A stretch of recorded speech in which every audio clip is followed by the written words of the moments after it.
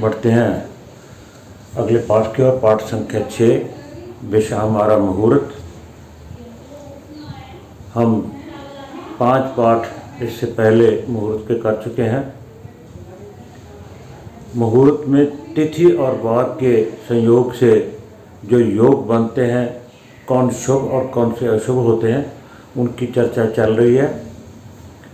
पिछले पाठ में हमने दग्ध योग यानी अशुभ योग की बात की, और इस पाठ में भी हम अदम योग, जो जिसे कि अशुभ योग कहते हैं, तथा संवर्त योग, उसे भी अशुभ योग, इनके बारे में मुहूर्त चिंतामणि, बृहत ज्योतिषशास्त्र, मुहूर्तराज, इनमें अलग अलग श्लोक दिए हैं। जबकि ये दोनों एक से भी काम चल सकता था, मगर शास्त्रों में इनके लिए अलग श्लोक हैं, तो मैंने भी अलग अलग ही आपको बताने की कोशिश कर रहा हूँ। अदम योग, जिसे हम अशुभ योग बोलते हैं, ये पीछे हमने जाना दग्ध योग में कि नंदा, भद्रा, जाया, रिक्ता और पूर्णा के साथ कौन कौन से बार हों तो अच्छा योग बनता है, और कौन कौन से बार हो तो दग्ध योग यानी अशुभ योग बनता है। परंतु कुछ एक बार और तिथियां ऐसी हैं कि उन तिथियों को अगर वो बार आ जाए तो किसी भी जातक को जो शुभ कार्य करना चाहता है वो नहीं करना चाहिए। ऐसी कौन सी तिथियां हैं और कौन से बार हैं, उनमें मैंने आसान तरीका जो है श्लोकों के आधार पर मैंने कोशिश की है कि आपको समझाऊं। हम बार की बात करते हैं, हम बार की गणना रविवार, सोमवार, मंगलवार, बुधवार, बृहस्पति, शुक्रवार और शनिवार ऐसे काउंट करते हैं। मगर इस योग को, अदम योग को समझने के लिए हम इसको उल्टा कर लेंगे, यानी रविवार की बजाय से शनिवार से शुरू करेंगे। शनिवार, शुक्रवार, बृहस्पति, बुधवार, मंगलवार, सोमवार और फिर नीचे रविवार। शनिवार,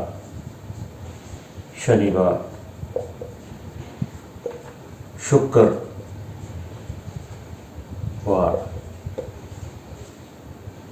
गुरुवार और बुधवार।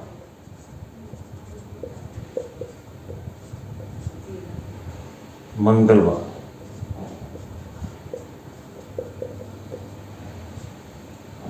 सोमवार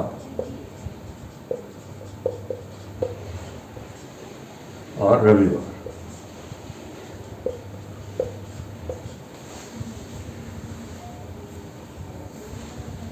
हम रविवार से शुरू करते हैं। रविवार, सोमवार, मंगल, बुध, बृहस्पति, शुक्र और शनि। मगर इस योग को जानने के लिए हम उल्टे क्रम से लिखेंगे। और तिथियां कौन सी होंगी? षष्ठी से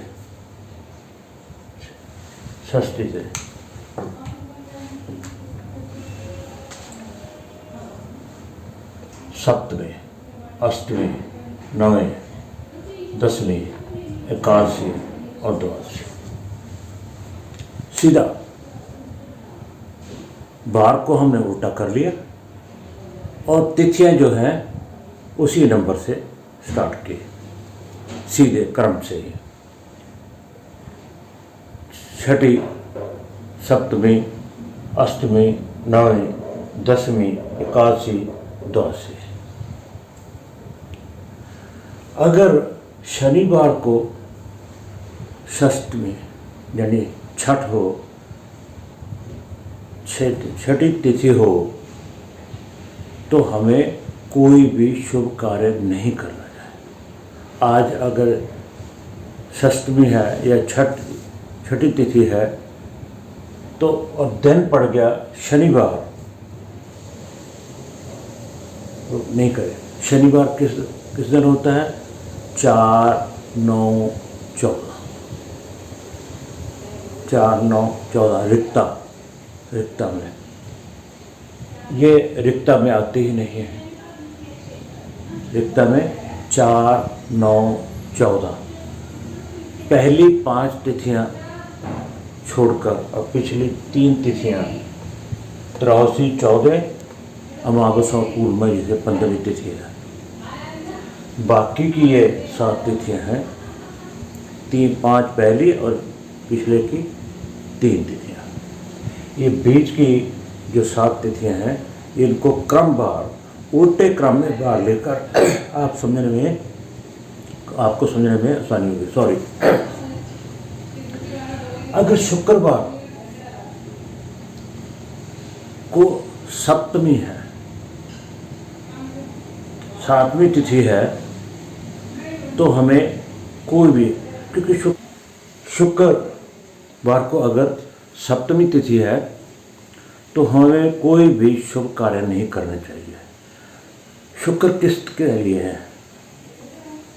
नंदा के, कहते हैं ना, शुक्रे नंदा,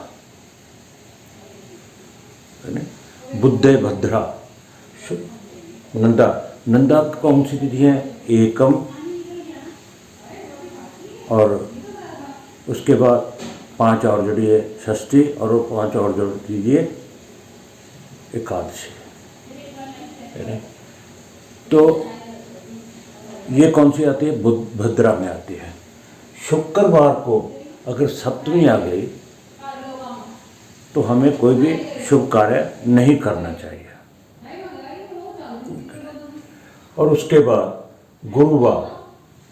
गुरुवार को अगर अष्टमी है, तो हमें कोई भी ऐसा कार्य नहीं करना चाहिए, क्योंकि ये श्लोक स्पेशल है इन्हीं तिथियों के लिए।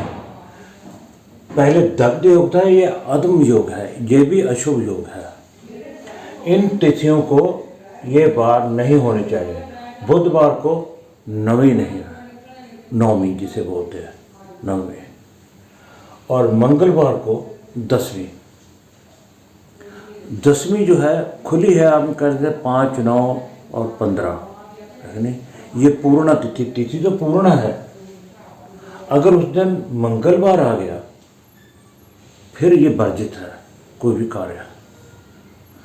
और ये देखिए, सोमवार को एकादशी, ये नंदा तिथि है, और पूर्ण बलि होता है चंद्रमा के। अगर पक्ष में देखे शुक्ल पक्ष में अगर जाए तो पूर्ण बलि होगा। परंतु अगर उस दिन सोमवार आ गया तो आप कोई भी शुभ कार्य नहीं करेंगे। और उसके बाद रविवार को अगर द्वादशी आ गई तो ये वर्जित है। ये भद्रा में आता है, भद्रा में। और ये देखो, भद्रा में बुध चाहिए, नंदा में शुक्र चाहिए, और पूर्णा में गुरु चाहिए।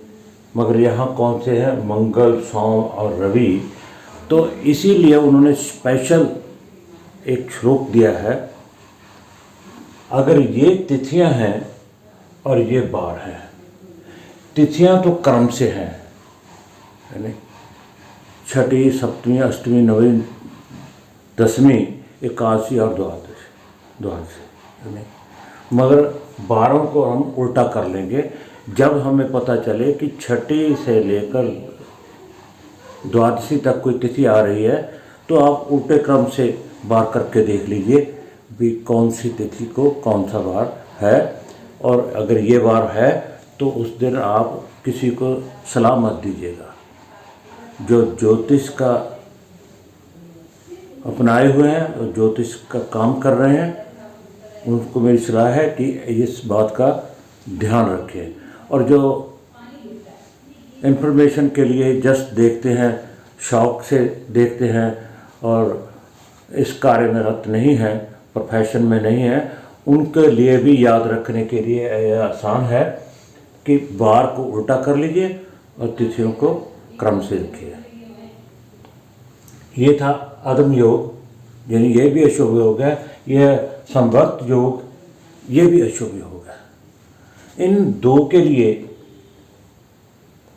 स्पेशल श्लोक है शास्त्रों में कि बुधवार को अगर प्रतिपदा एकम आ गई तो आप काम नहीं करो। यहाँ बुधवार को नहीं तो यहाँ काम चल सकता था, अगर साथ में एकम लिख देते तो काम चल सकता था एक ही श्लोक में, परंतु उन्होंने श्लोक अलग से लिखा है और योग को संवर्त योग बताया है, तो इसलिए मैंने अलग से ही समझाने की कोशिश की है।